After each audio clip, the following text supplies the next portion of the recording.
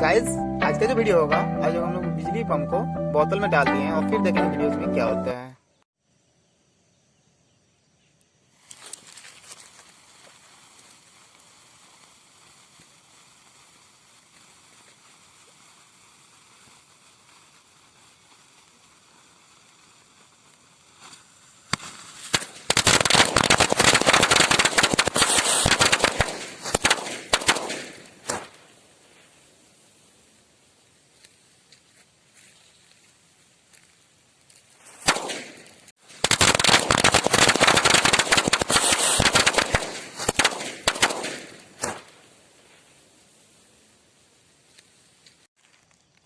देखे गाइस क्या हुआ बोतल का हाल।